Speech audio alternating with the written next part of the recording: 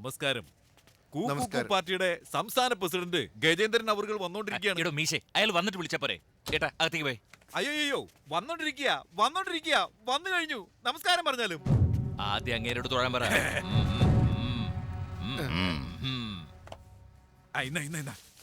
ഇങ്ങോട്ട് താടാ. നമസ്കാരം. ഞാൻ അകത്ത് പോയി സാറുമായി സംസാരിച്ചിരിക്കുമ്പോ നിങ്ങൾ പുറത്തു നിന്ന് അതൊക്കെ അവർക്ക് വിട്ടേക്ക്, അവര് ചെയ്തോളൂ. നിങ്ങൾ അകത്തേക്ക് പോ. ശരി. സംസ്ഥാന പ്രസിഡന്റ് ഗജേന്ദ്രൻ സാർ. സംസ്ഥാന പ്രസിഡന്റ് ഗജേന്ദ്രൻ സാർ. ഇദ്ദേഹമാണ് MLA. എനിക്ക് ഇദ്ദേഹത്തോടാണ് സംസാരിക്കാനുള്ളത്. നീ ഒരു 10 മിനിറ്റ് പുറത്തേക്ക്. എന്താന്ന്? ഞാൻ പുറത്തു പോണോ? ഹലോ, ജീവിതത്തിൽ ഇന്ന് വരെ ഒരു നിമിഷം പോലും പരസ്പരം പിരിഞ്ഞിരിക്കാത്തവരാ ഞങ്ങള്. അത് ശരിയാ. എന്നോട് പുറത്തു പോകാൻ പറയാൻ നിങ്ങളാരാ? ഞാൻ പറയട്ടെ, എനിക്ക് MLA ആയിട്ട് പേഴ്സണലായിട്ട് കുറച്ച് കാര്യങ്ങൾ മനസ്സ് തുറന്ന് സംസാരിക്കാനുണ്ട്. അതുകൊണ്ടാ പറഞ്ഞത് ഒന്ന് പുറത്തു പോകാൻ. ഇതുവരെ ജീവിതത്തിൽ ഒരു കാര്യം ഏട്ടൻ എന്നോട് മറച്ചു വെച്ചിട്ടില്ല. ഞാനും അതുപോലെ തന്നെ ഏട്ടനോട് എന്ത് പറയാനുണ്ടെങ്കിലും ദാ ഇവിടെ വെച്ച് പറഞ്ഞാൽ മതി. ഇവിടെ. ശരി, 10 മിനിറ്റ് വേണ്ട, ഒരു 5 മിനിറ്റ് എങ്കിലും ഒന്ന് പുറത്തു വെക്കോ? ഏയ്, പറ്റില്ല എന്ന് പറഞ്ഞില്ലേ? ഒരു 2 മിനിറ്റ് എങ്കിലും. ഒരു കാരണവശാലും ഇല്ല. ദാ നോക്ക്, നിന്നോട് അവസാനമായി കേണപേക്ഷിക്കുക. ഒരേ ഒരു മിനിറ്റ് എങ്കിലും ഒന്ന് പുറത്തു വെക്കുവോ? പറ്റില്ല. അല്ല MLA, ഒരു മിനിറ്റ് എങ്കിലും ഒന്ന് പുറത്തു വെക്കാൻ നിങ്ങൾക്കെങ്കിലും അവനോടൊന്ന് പറഞ്ഞൂടെ? പാർട്ട്ണറെ, അല്ല ഇദ്ദേഹം ഇങ്ങനെ റിക്വസ്റ്റ് ചെയ്യുന്നല്ലേ, അതുകൊണ്ട് ഒരു നിമിഷം നീ ഒന്ന് വെളിയിൽ. എന്താന്ന്? വെളിയിൽ പോണെന്ന്? അല്ലല്ല, എന്തായാലും അങ്ങേര് പറയുന്നത് ഞാൻ നിന്നോട് തീർച്ചയായും പറയും. അതുകൊണ്ട് ഞാൻ പുറത്തേക്ക് പോണോ അല്ലേ? ഞാൻ പോണോ അല്ലേ? ഞാൻ പൊയ്ക്കോളാം. ഞാൻ പുറത്തേക്ക് പൊയ്ക്കോളാം. നാട്ടിൽ നിന്ന് ഇങ്ങോട്ട് പുറപ്പെടുമ്പോ ആ നൈനാൻ ഒരു കാര്യം കൂടി എന്നോട് പറഞ്ഞു. രാഷ്ട്രീയക്കാരെ കുടിച്ച വെള്ളത്തെ വിശ്വസിക്കാൻ പാടില്ല. അധികാരം കൈ കിട്ടിക്കഴിഞ്ഞാ നിന്നെ കണ്ടാ പോലും എവിടെയോ കണ്ട പോലെ തോന്നുന്നുണ്ടല്ലോ എന്ന് പറയുന്നു. അതിപ്പോ നിങ്ങൾ തെളിയിച്ചല്ലോ, സന്തോഷായി. ഞാൻ പോയേക്കാം. ഇവിടുന്ന് പുറത്തേക്കാക്കണ്ട, ഞാൻ എന്റെ വീട്ടിലേക്ക് എന്നെ മടങ്ങി പോയിക്കോളാം. അല്ലല്ല, നീ എന്നെ തെറ്റിദ്ധരിച്ചതാ. എന്ത് തെറ്റിദ്ധാരണ ഇതിലും വലുതായിട്ട്? കുറച്ചു മുമ്പ് കണ്ട ഏതോ ഒരുത്തിന് വേണ്ടിട്ട്, അല്ലല്ല, ഒരു മിനിറ്റ് മുമ്പ് കണ്ട ഇയാൾക്ക് വേണ്ടിട്ട് എന്നോട് ഏട്ടൻ വെളിയിൽ പോകാൻ പറഞ്ഞില്ലേ? ഇനി ഒരു നിമിഷം ഞാൻ ഇവിടെ നിൽക്കില്ല. എടാ ഇല്ലടാ, ഞാൻ ആ അർത്ഥത്തിലല്ല പറഞ്ഞത്, നീ ക്ഷമിക്ക്. എന്തിനാ പറയാനുള്ളത് മുഴുവൻ പറഞ്ഞിട്ട് മാപ്പ് ചോദിക്കുന്നത്? നാട്ടിലെല്ലാവരും നമ്മുടെ അടുപ്പം കണ്ട് എന്തുമാത്രം അസൂയപ്പെട്ടിരുന്ന എല്ലാം ഒരു നിമിഷം കൊണ്ട് തീർന്നില്ലേ? അല്ലടാ, ഞാൻ ആ അർത്ഥത്തിലല്ല, നീ കരയാതടാ. വേണ്ട, ഞാൻ പോവാ, ഞാൻ പുറപ്പെടുക. കുറച്ചു മുമ്പ് നീയല്ലേ പറഞ്ഞത് ശുക്രദശ ഉച്ചസ്ഥായിൽ നിൽക്കുകയെന്ന് ഏതോ കിളി ജോത്സ്യം പറഞ്ഞു എന്നൊക്കെ? എനിക്കറിയില്ല എന്ത് ശുക്രൻ. എനിക്ക് ഈ ജ്യോതിഷത്തിൽ ഒരു വിശ്വാസമില്ല. ആ ജ്യോത്സ്യം പറഞ്ഞ എല്ലാം നുണയാ. ഞാൻ പോവാ. വേണ്ടടാ എടാ, ഇത് ശുക്രന്റെ ശനിയാ പിടിച്ചത്. അതുകൊണ്ട് നീ പോകാൻ ഒരുങ്ങുന്നത്. എന്നെ വിട്. നീ പോയാലുണ്ടല്ലോ ഞാൻ എന്താ ചെയ്യാന്ന് എനിക്ക് അറിയില്ല കേട്ടോ. ഒന്ന് നിർത്ത്. നീ വെളിയിൽ പോണ്ട. നിങ്ങൾ രണ്ടുപേരും ഇവിടെ തന്നെ നിന്നോ. നിങ്ങളെ രണ്ടുപേരും നിർത്തിക്കൊണ്ട് ഞാൻ പറയാം കേട്ടോ. പെട്ടിയോടെ പോയി. എങ്ങോട്ടാ പോകുന്നത്? എന്തിനാ കഥവെല്ലാം പൂട്ടുന്നത്?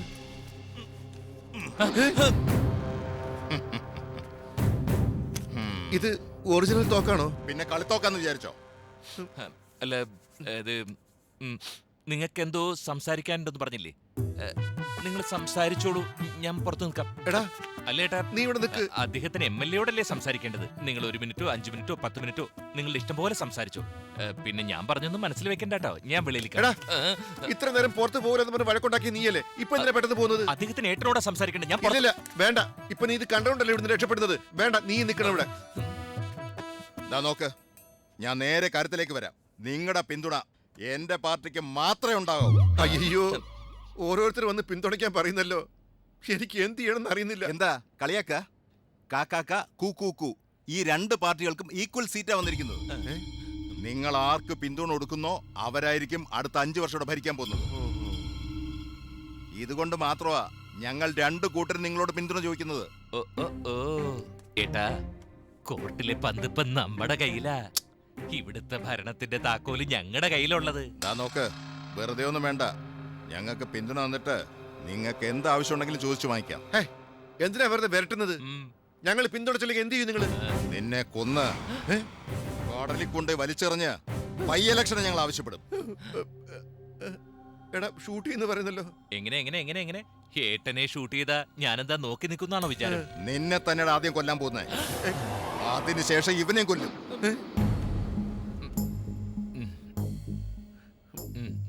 നിങ്ങൾക്ക് 1 മണിക്കൂർ സമയം തരാം. അത്രേ ഉള്ളൂ. ഞങ്ങളെ പിന്തുണയ്ക്കുന്നോ അതോ നിങ്ങൾക്ക് മരിക്കണോ? രണ്ടിലൊന്ന് തീരുമാനിച്ചോ.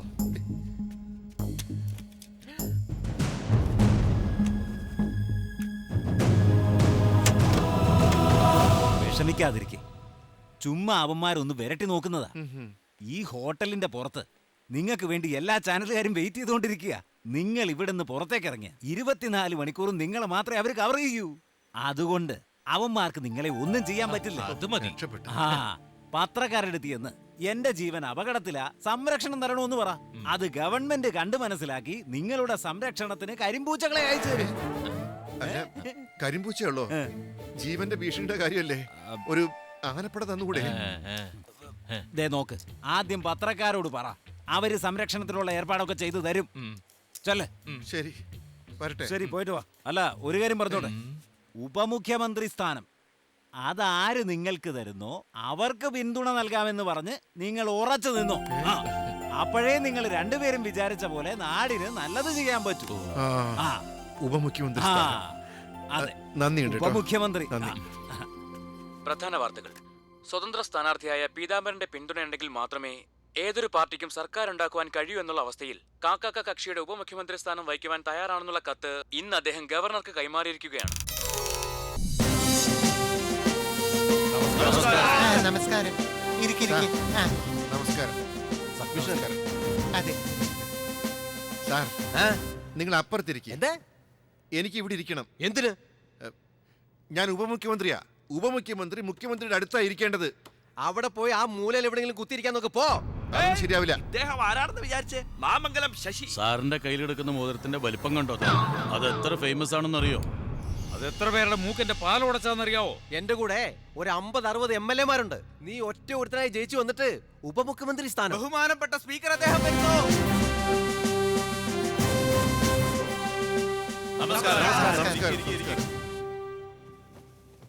നിങ്ങൾ എന്തിനാ നിൽക്കുന്നേ?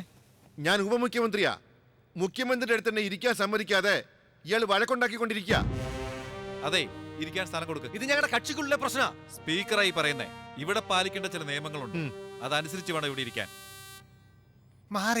അങ്ങോട്ട് നീങ്ങിയിരിക്കും. ഇപ്പോൾ ബഹുമാനപ്പെട്ട മുഖ്യമന്ത്രി സംസാരിക്കുന്നതാണ്. നന്ദി.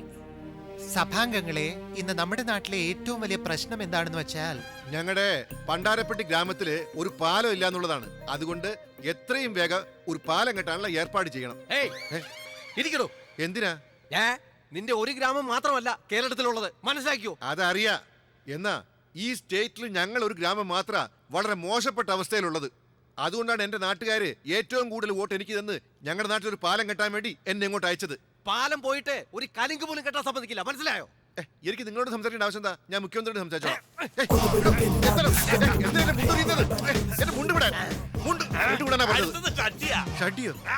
മുഖ്യമന്ത്രി നിങ്ങളതെല്ലാം കണ്ടോണ്ട് നിൽക്കുകയാണോ? അവൻ എന്റെ പാർട്ടി അംഗമാ. പാർട്ണറെ, ഇന്നലെ നമ്മൾ പറഞ്ഞതിനൊക്കെ ശരി ശരി എന്ന് പറഞ്ഞ് തലയാട്ടിയ ആളല്ലേ ഇയാള്? ഇപ്പൊ ഇതേ ആള് ഇവര് പറയുന്നതിനൊക്കെ ശരി ശരി എന്ന് പറഞ്ഞ് തലയാട്ടുക. എന്താണ് മുഖ്യമന്ത്രിയോട് മര്യാദ ഇല്ലാതെ സംസാരിക്കുന്നത്? ഇടിച്ചു നിന്റെ കൂമ്പ് ഞാൻ വേണ്ടി പറഞ്ഞേക്കാം. കൂമ്പ് പാട്ടു വന്നു. നീ എന്താ എന്നെ പറ്റി വിചാരിച്ചത്? ഞാൻ എന്താ മിണ്ടായിരിക്കുന്നുണ്ട്? നീ തലേക്കൽ നിറങ്ങുക. മൈക്കെടുക്കുന്നോ? ബഹളം ഉണ്ടാക്കരുത്, അവിടെ ഇരിക്കേ. വിചാരിച്ചത് എന്തിനാ ഇവരോടൊക്കെ സംസാരിച്ച് വെറുതെ സമയം കളയുന്നത്? ദേ ഇതാ ഖജനാവ് എവിടെയാന്ന് ചോദിച്ചിട്ട് പോയാ മൊത്തം കാശും വാരിക്കൊണ്ടുപോവാ. ബഹുമാനപ്പെട്ട സ്പീക്കർ സർ, ഈ കാശ് വെച്ചിരിക്കുന്ന ഖജനാവ് എവിടെയാന്ന് പറ. ഞാൻ കാശ് എടുത്ത് നാട്ടിലേക്ക് പോയിക്കോളാം. എന്തോന്ന് ഖജനാവോ? ബഹുമാനപ്പെട്ട സ്പീക്കർ സാർ, ആദ്യം ആ ഇരിക്കുന്നവനെ ഇവനെയും സഭയിൽ നിന്ന് പുറത്താക്കാൻ ഓർഡർ ഇടാൻ നോക്ക്. നിർത്തണോ? നിങ്ങൾക്ക് കാര്യം സാധിക്കാൻ വേണ്ടി ഇന്നലെ അങ്ങേരുടെ കാല് വീണില്ലേ? അയാളുടെ നിയോജക മണ്ഡലത്തില് ഒരു നല്ല കാര്യം നടക്കാൻ വേണ്ടി ആ പാവത്തിന്റെ കാല് വാരിയാലും കുഴപ്പമില്ല. അയാളുടെ കഴുത്ത് ഞെരിച്ച് കൊല്ലാൻ നോക്കല്ലേ നിങ്ങള്? അയാള് ഒറ്റയ്ക്കാണെന്ന് നിങ്ങൾ വിചാരിക്കണ്ട. ഞങ്ങളുടെ നിരുപാധിക പിന്തുണ അയാൾക്കാ ഉള്ളത്. അയാളുടെ ദേഹത്തെങ്ങാനും ഒരു തരം മണ്ണ് വീണുണ്ടല്ലോ, നിങ്ങളെല്ലാവരെയും വെട്ടി നുറുക്കിക്കളയും. ഞങ്ങള് വെട്ടി നുറുക്കിക്കളയും. ചേട്ടാ, അയാൾക്കല്ലേ നമ്മൾ പിന്തുണ കൊടുക്കാന്ന് പറഞ്ഞത്? എന്നിട്ടും അയാൾ എന്ത് മര്യാദ ഇല്ലാതെ സംസാരിക്കുന്നത്? ഈ പുള്ളിക്കാണെങ്കിൽ നമ്മൾ പിന്തുണ കൊടുത്തിട്ട് പോലുമില്ല, എന്നിട്ടും എന്ത് മര്യാദയോടെ സംസാരിക്കുന്നു നോക്ക്. കറക്റ്റ്. ഇനി എന്റെ പിന്തുണ നിങ്ങൾക്കില്ല. നോക്ക്, നിങ്ങൾക്ക് തന്ന പിന്തുണ വാപ്പസ്. ഇനി മുതൽ എന്റെ പിന്തുണ നിങ്ങൾക്കാ. നിങ്ങൾ ധൈര്യമായിട്ട് ഭരിക്കും. അതൊന്നും അത്ര എളുപ്പത്തിൽ നടക്കുന്ന കാര്യമൊന്നുമല്ല. ആദ്യം ഗവർണർ അടുത്ത് പോയി എന്റെ പിന്തുണ ഇവർക്കുണ്ടെന്ന് എഴുതി ഒപ്പിട്ട് കൊടുത്താൽ മാത്രമേ ഗവർണർ നമ്മളെ വിളിക്കൂ. ഓ, അങ്ങനൊക്കെ ചെയ്യണല്ലേ? ആ, എന്റെ MLA നിങ്ങൾക്ക് ലോകപരിചയം വളരെ കുറവാ. അതുകൊണ്ട് ഇന്ന് രാത്രിയില് ഒരു പുതിയൊരു ലോകം ഞാൻ കാണിച്ചു സത്യവാ? തരാം. യൂറിയ ചാക്കൊണ്ടുന്നവനെ നീയും വാ. ഞാനും വരണോ? പിന്നല്ലാതെ MLA യുടെ കൂടെ വന്നാ നിനക്കും കാണാം അത്.